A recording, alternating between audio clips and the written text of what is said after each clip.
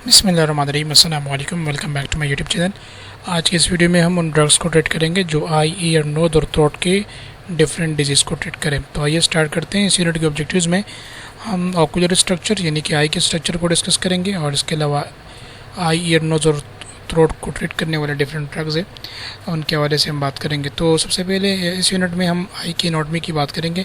देखिए, आई जो एक ऐसा स्ट्रक्चर है जो बेसिकली मुख्तलिफ मेम्ब्रेन और मुख्तलिफ पार्ट्स के ऊपर मुश्तमिल होते हैं। आई जो है एक ऑर्बिटल कैविटी के अंदर इनक्लोज होती है और इसकी सबसे बैरूनी लेयर को हम स्क्लेरा कहते हैं और इसके बाद अंदर वाली लेयर को हम कॉर्निया कहते हैं।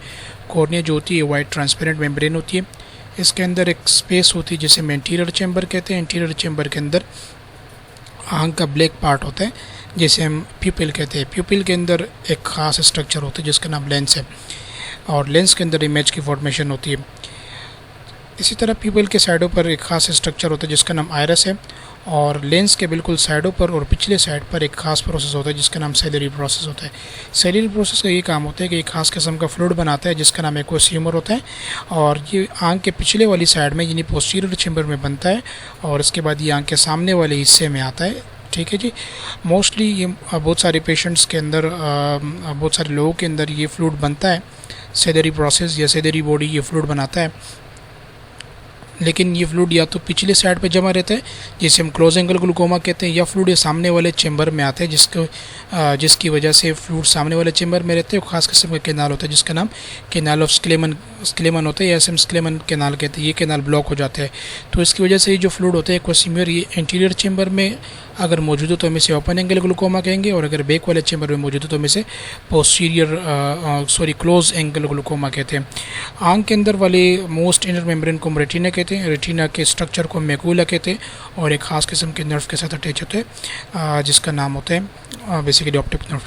तो अभी इस डायग्राम में हम समझेंगे। देखिए, आइज़ जो है ना ये इसमें जो बेसिक चीज़ें हैं लाइकवाइज अगर हम बात करें तो आइज़ के अंदर जो बेसिक चीज़ें हैं ना ये ऑर्बिटल स्ट्रक्चर है और इसके अलावा अगर हम बात करें तो इसके स्ट्रक्चर के अंदर सेंटर में भी एक स्ट्रक्चर होता है। ठीक है जी। तो हाँ, बिल्कुल सेंटर में बनाते हैं। अब ये जो स्ट्रक्चर है ना बेसिकली ये स्ट्रक्चर इस स्ट्रक्चर को हम प्यूपिल कहते हैं। ठीक है जी, जैसे हम ब्लैक ऑफ आइज कहते हैं। तो प्यूपिल के अंदर भी एक ख़ास किस्म का स्ट्रक्चर होता है जो पीछे से आई के अंदर अटैच होते हैं। ठीक है जी, आई के साथ अटैच होते हैं और हम इस स्ट्रक्चर को बेसिकली लेंस कहते हैं। तो ये पूरा लेंस हो गया। ये सामने वाला जो चेम्बर है, ठीक है जी, हम इसे बेसिकली प्यूपिल कहते हैं। तो प्यूपिल के अंदर लेंस मौजूद होते हैं। प्यूपिल के साइडों के ऊपर जो है एक ख़ास किस्म के स्ट्रक्चर होता है जिसे हम बेसिकली आइरिस कहते हैं। आइरिस ने जो है ना पूरे प्यूपिल को कवर किया होता है। आइरिस कुछ लोगों का ब्राउन होता है, इस वजह से आई कलर भी ब्राउन होता है। कुछ लोगों का ब्लू होता है, आइस कलर भी ब्लू होता है। ठीक है जी। तो ये आइरिस है। आई बॉल को होल्ड किया होता है रेडियल मसल ने और एक ख़ास किस्म के स्ट्रक्चर ने। ठीक है जी, यहाँ पे हम ड्रॉ कर रहे हैं, ये वाला स्ट्रक्चर है ये। तो ये कंप्लीट स्ट्रक्चर आँख के दोनों साइडों पर होते हैं, ऊपर वाले साइड में भी होते हैं और नीचे वाले साइड में भी होता है। ठीक है जी। हम इस स्ट्रक्चर को बेसिकली सेलरी बॉडी कहते हैं। ये जो स्ट्रक्चर होता है ना शॉर्टकट पे हम इसको लिखते हैं सी और बी, सेलरी बॉडी। सेलरी बॉडी खास किस्म का फ्लूइड बनाता है। ठीक है जी, जिसके बारे में हम इसके बाद पढ़ेंगे। देखिए, अब ये जो पूरा एरिया है ना ये कंप्लीट एरिया ब्लैक से ड्रॉ करते हैं। ये जो कंप्लीट एरिया है ना ये आई का जो है ना ये कहलाता है एंटीरियर चैम्बर। ये कंप्लीट एरिया इंटीरियर चैम्बर कहलाता है। ठीक है जी। इंटीरियर चैम्बर पिछले साइड से भी कनेक्ट होता है। ठीक है जी। और इसके अलावा ये ब्लड वेसल से भी कनेक्ट होता है। इसको हम ब्लू से ड्रॉ करते हैं। ब्लड वेसल से भी कनेक्ट होते हैं और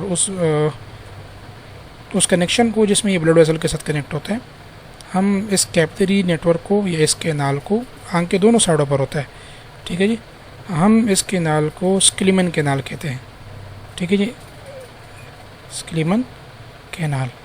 तो सबसे पहले वाली लेयर का नाम जो है सबसे पहले वाले लेयर का नाम स्क्लेरा है और इसके अंदर वाले लेयर का नाम कॉर्निया है। ठीक है, जो कि वाइट होती है, ट्रांसपेरेंट होती है। इसके बिल्कुल अंदर वाला स्ट्रक्चर जो होता है ये प्यूपिल है। ठीक है जी, P4 प्यूपिल। प्यूपिल के अंदर जो एक स्ट्रक्चर होता है जिसे हम लेंस कहते हैं, ठीक है जी। और इसके बैक वाले ये पूरा एरिया जो है ना, ये पूरा हम इसे पोस्टीरियर चेम्बर कहते हैं। ये जो रेड से मैंने बनाया है, ठीक है जी, हम इसे सेलरी बॉडी कहते हैं। अब यहाँ गौर से देखें, सेलरी बॉडी एक फ्लूइड बनाते हैं जिसका नाम होता है एक्वस ह्यूमर, ठीक है जी। एक फ्लूइड बनाते हैं जिसका नाम है एक्वस ह्यूमर। एक्वस ह्यूमर जो होता है ये आंख के पिछले चेम्बर में बनता है जिसका नाम पोस्टीरियर चेम्बर है। ये फ्लूइड जब बनता है तो ये आगे की तरफ मूव होता है इस तरह, ठीक है जी, दोनों साइडों से, नीचे से भी और ऊपर से भी ये मूव होते हैं और आंख के सामने वाले खाने में आते हैं जिसका नाम इंटीरियर चेम्बर है। इस एरिया में जमा होता है। अब ये आंख को मूवमेंट में, आंख को ड्राई होने से बचाती है, आंख को मॉइस्ट रखती है, ठीक है जी। और इसके अलावा इसके अंदर न्यूट्रिएंट्स भी होते हैं और ऑक्सीजन की सप्लाई भी पॉसिबल बनाती है। अब बहुत सारे कंडीशन में पेशेंट के अंदर ये जो एरिया होते हैं ना, ये जो नेटवर्क, ये ब्लॉक हो जाते हैं। जब ये ब्लॉक हो जाते हैं ना, तो सेलरी बॉडी जो होते हैं ये जब एक्वस ह्यूमर बनाते हैं तो ये आगे की तरफ नहीं पहुंच पाते, सामने इंटीरियर चेम्बर में नहीं आते। जब इंटीरियर चेम्बर में नहीं आते तो फ्लूइड का पोस्टीरियर चेम्बर के अंदर एक्यूमुलेट होना शुरू हो जाते हैं।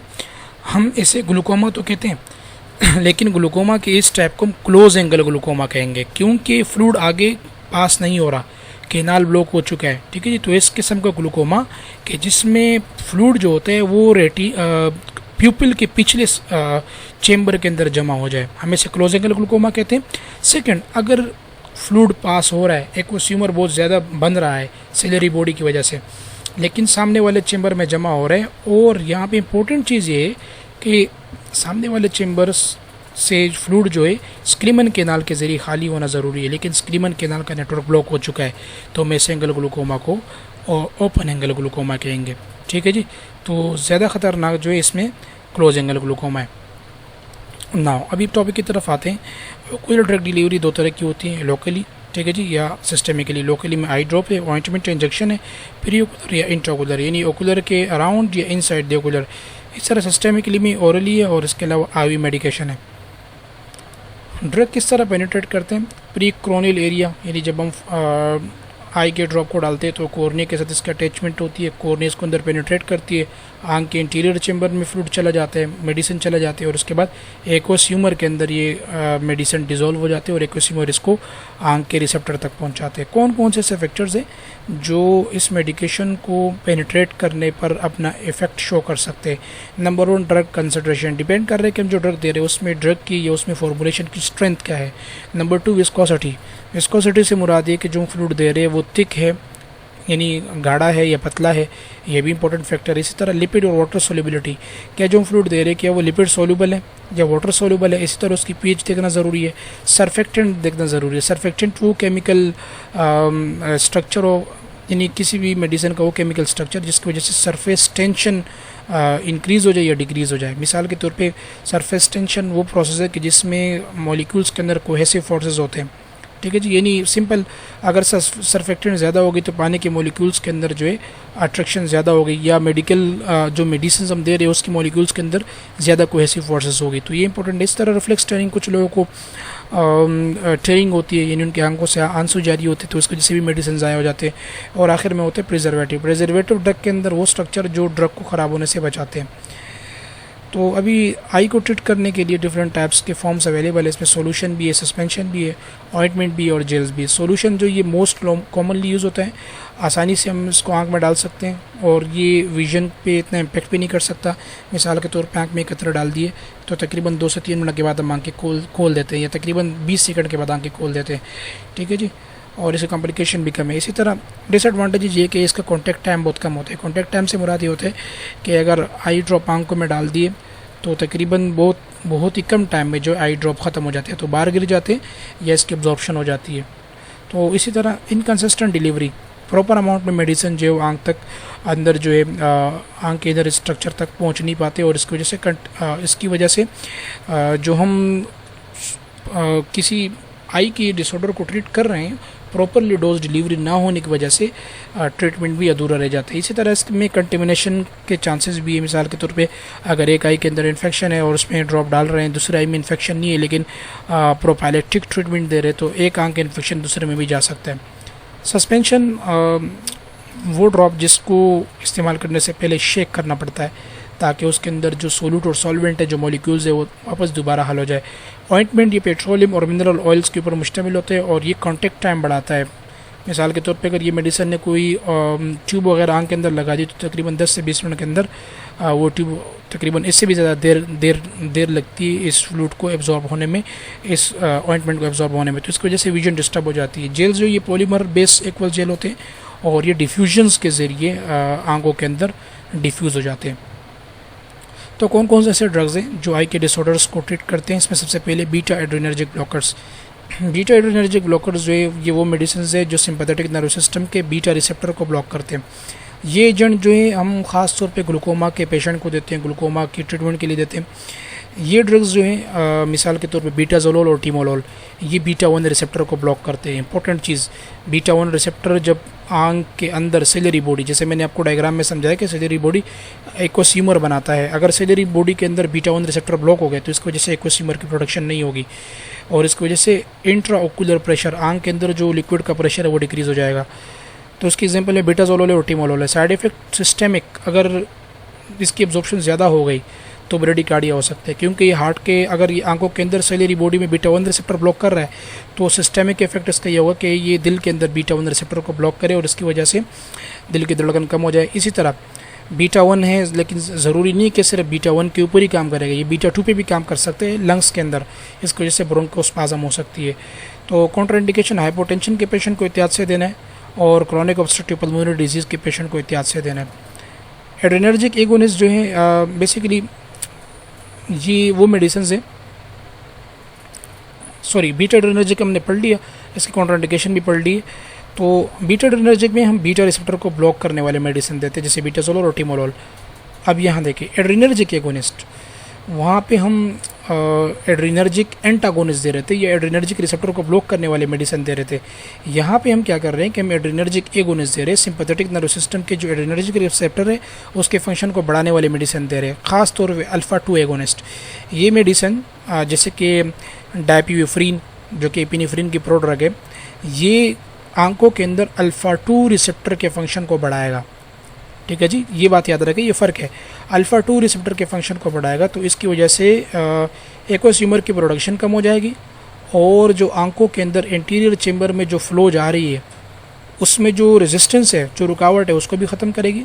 और ये इंपॉर्टेंट चीज़, साइक्लिक एडिनोसिन मोनोफॉस्फेट एक ऐसा केमिकल स्ट्रक्चर है जो कि एक्वोसीमर बनाने में हेल्प करता है, इसको भी ये स्टॉप करेगा। तो एड्रेनर्जिक एगोनिस्ट अल्फ़ा 2 एगोनिस्ट है, यानी ये अल्फ़ा 2 रिसेप्टर के फंक्शन को बढ़ाएगा और इसकी एग्जांपल में डायपियोफ्रीन है। तो अगर हम डायपियोफ्रीन देंगे तो पेशेंट का अल्फ़ा 2 रिसेप्टर जो है उसका फंक्शन बढ़ जाएगा, एगोनिस्ट हो जाएगा, एनहेंस हो जाएगा, तो उसकी वजह से एक्वोसीमर की प्रोडक्शन नहीं होगी। आउटफ्लो में जो, यानी जो आंखों के अंदर पानी बन रहा है उसमें अगर आउटफ्लो हो रही है और उस दौरान कोई रेजिस्टेंस आ रहा है, कोई रुकावट आ रहा है तो उसको ये दूर करेगा और CAMP को ब्लॉक कर देगा तो इसको जैसे एक्वोसीमर की प्रोडक्शन भी स्टॉप हो जाएगी। तो इसकी एग्जांपल डायपियोफ्रीन है, डायपियोफ्रीन जो ये एपिनेफ्रीन की प्रोड्रग है। अच्छा जी, प्रोड्रग वो ड्रग होता है जो कि हाई लिपिड सॉल्युबल होता है और इसके अलावा एपिनेफ्रीन यानी ये एक्चुअल अमाउंट में डायपियोफ्रीन होती है लेकिन ये एपिनेफ्रीन का इनएक्टिव फॉर्म होता है, यानी ये जब अपने पार्टिकुलर साइड तक पहुंचते हैं तो तभी एपिनेफ्रीन के अंदर कन्वर्ट हो जाते हैं खास किस्म के एंजाइम से जो आंखों के अंदर खारिज होते हैं। इसके एडवर्स इफेक्ट में ये याद रखना है कि सिस्टेमिकली अगर ये अब्जॉर्ब हो गए तो इसको जैसे टैकीकार्डिया हो सकता है, ठीक है जी, दिल की धड़कन बढ़ सकती है और इसके अलावा हाइपरटेंशन हो सकता है। तो एहतियात करना है हाइपरटेंशन के पेशेंट को, क्योंकि अल्फ़ा 2 बढ़ा रहा है लेकिन मोस्टली ये अल्फ़ा 1 भी बढ़ा सकते हैं और अल्फ़ा 1 ब्लड वेसल्स के ऊपर होता है तो ब्लड वेसल कंस्ट्रिक्ट हो जाएगी, जिसे हम वोजियो कंस्ट्रक्शन कहते हैं, तो उसकी वजह से ब्लड प्रेशर बढ़ सकता है। और सबसे इंपॉर्टेंट चीज़, क्लोज एंगल ग्लूकोमा में ये नहीं दे सकते, क्योंकि ये जो मेडिसिन है ये बेसिकली आयरिस के मसल्स को और इसके अलावा रेडियल मसल्स जो आयरिस के साथ होते हैं इसको कॉन्ट्रैक्ट कर देती है, इसको सुकड़ा देती है, तो इसकी वजह से प्यूपिल जो होती है ना, आंखों का ब्लैक पार्ट, वो डायलेट हो जाती है, जिसे माइड्राइसिस कहते हैं। लेकिन इस बात का भी ख्याल रखना है, ये जो हम मेडिसिन दे रहे हैं ना डायपिव्यूफ्रीन, ये अल्फ़ा 2 के ऊपर काम कर रहा है, लेकिन अल्फ़ा 2 अगर हमने बहुत ज़्यादा इस्तेमाल की है यही मेडिसिन डायपिव्यूफ्रीन, तो ये अल्फ़ा 1 रिसेप्टर को स्टिमुलेट कर सकता है आंखों के अंदर, और जब आंखों के अंदर अल्फ़ा 1 रिसेप्टर स्टिमुलेट हो गया तो उसकी वजह से माइड्रेसिस होगी। माइड्रेसिस का मतलब ये पिपल डायलेट हो जाएगी। तो क्लोज एंगल ग्लूकोमा में हम ये बिल्कुल भी नहीं दे सकते पेशेंट को।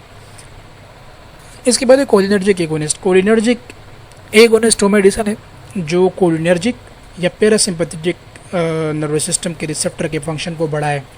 तो ये ड्रग जो है जैसे कि पिलोकार्बिन, इक्फोथियोफेट और इसके अलावा फिसोस्टिगमीन, ये तीनों मेडिसिन जो है ये कोलिनर्जिक रिसेप्टर यानी कि मस्कुरिनिक रिसेप्टर, आंखों के अंदर जो मस्कुरिनिक रिसेप्टर होता है पैरासिम्पैथेटिक नर्वस सिस्टम का रिसेप्टर, उसके फंक्शन को बढ़ाता है। एगोनिस्ट का मतलब इन्हेंस करना। लेकिन ये जो मेडिसिन है ये जब इस फंक्शन को बढ़ाएंगे तो उसकी वजह से मियोसिस होगी। मियोसिस का मतलब पीपल कंस्ट्रक्ट हो जाएगी क्योंकि सेलरी मसल कॉन्ट्रैक्ट कर रहे हैं, ठीक है जी। इसकी वजह से जो एक्वस ह्यूमर है वो स्क्लीमन कैनाल के ज़रिए जल्द से जल्द बाहर निकलने की कोशिश शुरू करेगा। तो उसके एग्जांपल में पिलोकार्बिन है, सिसोस्टिगमीन है और इसके अलावा इक्टोफेट वगैरह हो गया। ये सारे मेडिसिन जो है ये कोलिनर्जिक एगोनिस्ट है।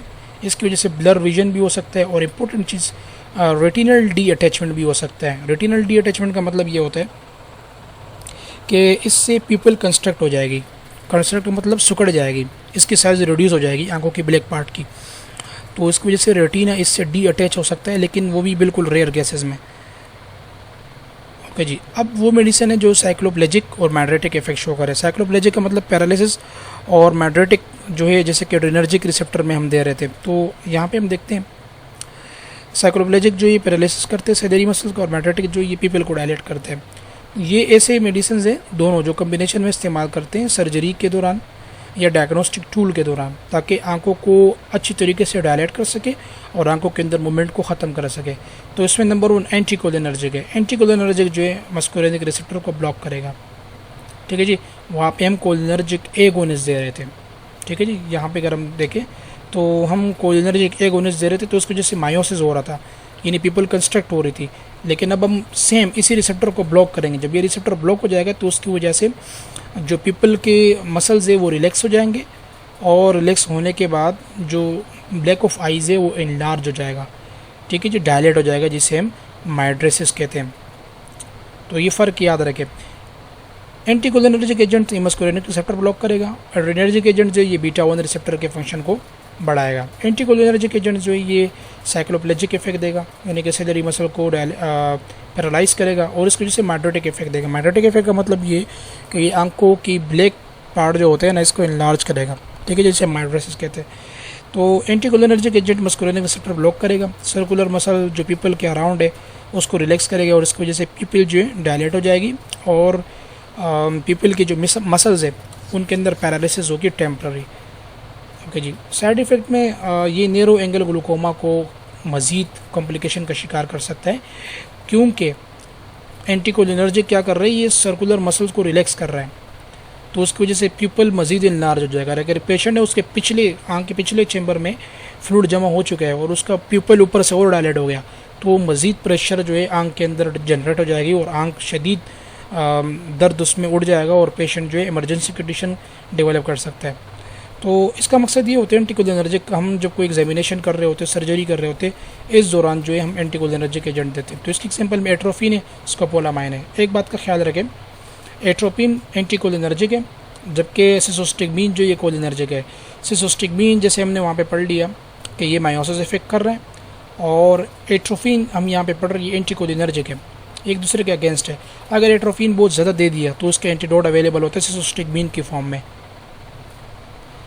सेकेंड एड्रेनर्जिक एजेंट्स है। एड्रेनर्जिक एजेंट्स जो है ये मैड्रेटिक एजेंट है, ठीक है जी, ये भी माइड्रेसिस कॉज करते हैं, लेकिन ख़ास तौर पे ये अल्फ़ा 1 रिसेप्टर के ऊपर काम कर रहे हैं। जहाँ हमने स्टार्टिंग में एड्रेनर्जिक एगोनिस्ट पढ़ लिए वो अल्फ़ा 2 के ऊपर काम कर रहे थे, लेकिन ये एड्रेनर्जिक एजेंट जो है ये अल्फ़ा 1 के ऊपर काम करते हैं प्रोमिनेंटली। तो अल्फ़ा 1 एड्रेनर्जिक रिसेप्टर जो है ये आंख के रेडियल मसल्स के ऊपर होता है, इसके अंदर कॉन्ट्रैक्शन हो जाती है, तो उसकी वजह से पिपलरी डायलेशन होती है, पिपल जो डायलेट हो जाती है, इनलार्ज हो जाती है, ठीक है जी, जिसे हम माइड्रेसिस कहते हैं।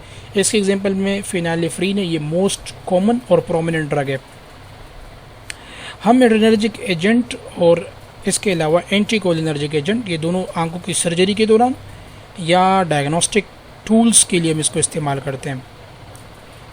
नेक्स्ट है ऑप्थेल्मिक या एंटी इन्फेक्टिव एजेंट्स। इसमें एंटी बैक्टीरियल एजेंट है, यानी वो एजेंट्स जो आंखों की बैक्टीरियल या इसके अलावा फंगल या वायरल इन्फेक्शन में सिम्टोमेटिक तौर पे हम इस्तेमाल करें या बैक्टीरियल इन्फेक्शन को ख़त्म करने के लिए इस्तेमाल करें, लाइक कंजंक्टिवाइटिस है, ब्लेफराइटिस है और इसके अलावा अदर बैक्टीरियल इन्फेक्शन है।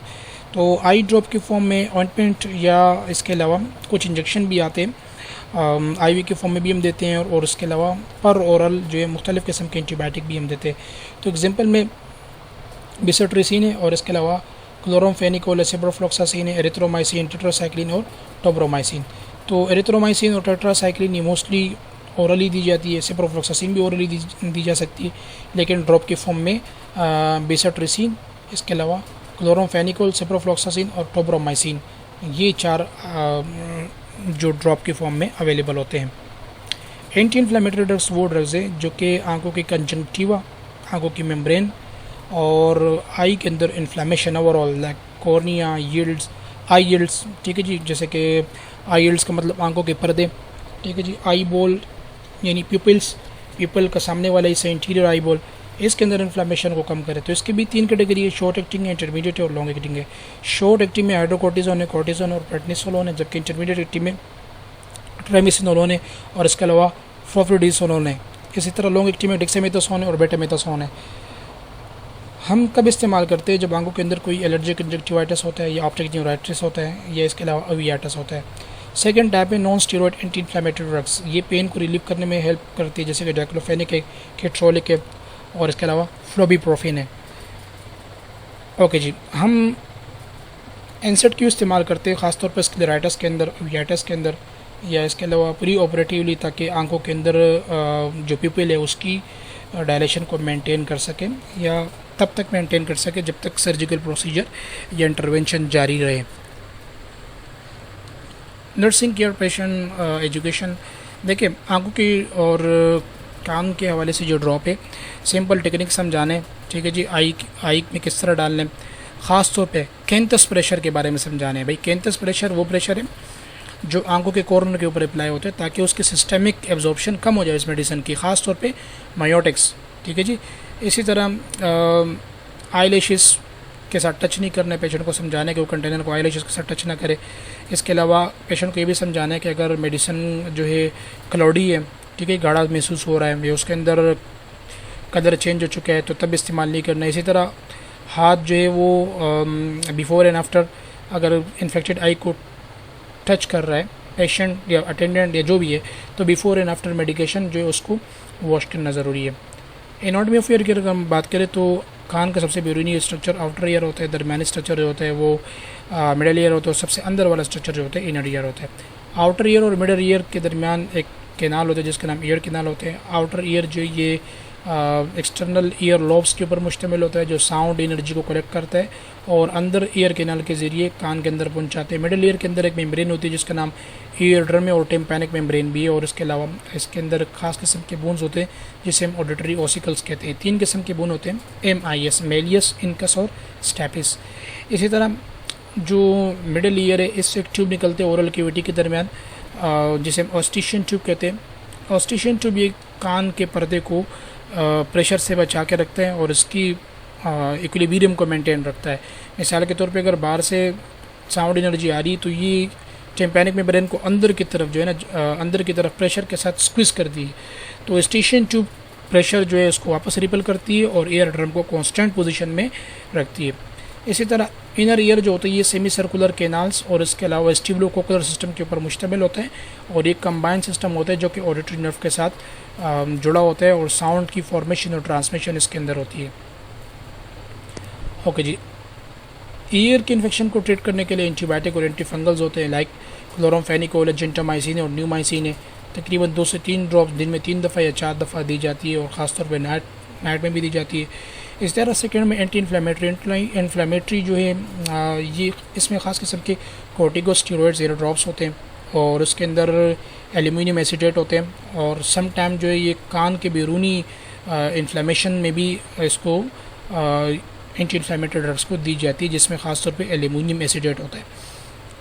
इसके बाद है ईयरवैक्स सॉफ्टनर।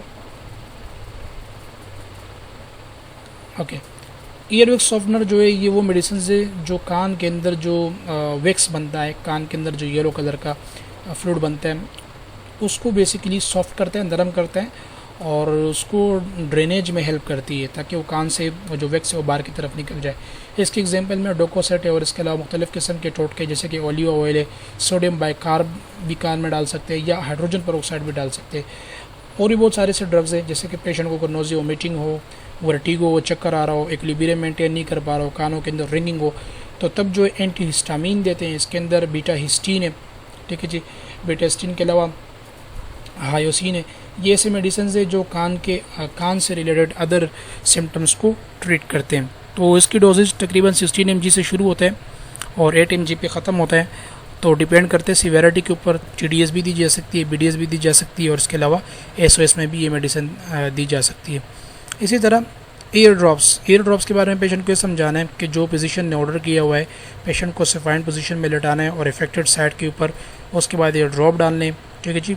और तकरीबन पेशेंट को ये समझाना है कि 10 से 15 मिनट उसी पोजीशन में रहे ताकि वो जो मेडिसिन है वो प्रॉपर अमाउंट में कान के इनर स्ट्रक्चर तक डिलीवर हो जाए। अच्छा, पेशेंट को ये समझाना है जो ईयर रिलेटेड डिसऑर्डर में मुब्तला हो कि वो फ़ौरन ऑब्जेक्ट्स को कान के अंदर ना मारे, जैसे कि चाबी हो गई, कोई और स्ट्रक्चर हो गया। इसी तरह जो ड्रग डॉक्टर ने प्रिस्क्राइब किया उसका इस्तेमाल करें। इस तरह पेशेंट को ये भी बताना है कि इससे क्या एक्सपेक्टेड इफेक्ट हो सकते हैं, यानी कि क्या साइड इफ़ेक्ट आ सकते हैं इस मेडिसिन से। इस तरह पेशेंट को इनकरेज करने के वो पूरा कोर्स मुकम्मल ले। अच्छा जी, ख़ास तौर पे ऐसे क्लाइंट को समझाना है जो गर्मियों में नहाते हैं, ठीक है जी, तो उनको बार बार ओटाइटिस मीडिया होता है। उनको समझाना है कि अपने ईयर के नाल जो है ना उसको ड्राई रखे या उसके अंदर कोई कॉटन रखे ताकि उसके अंदर लिक्विड ना जा सके।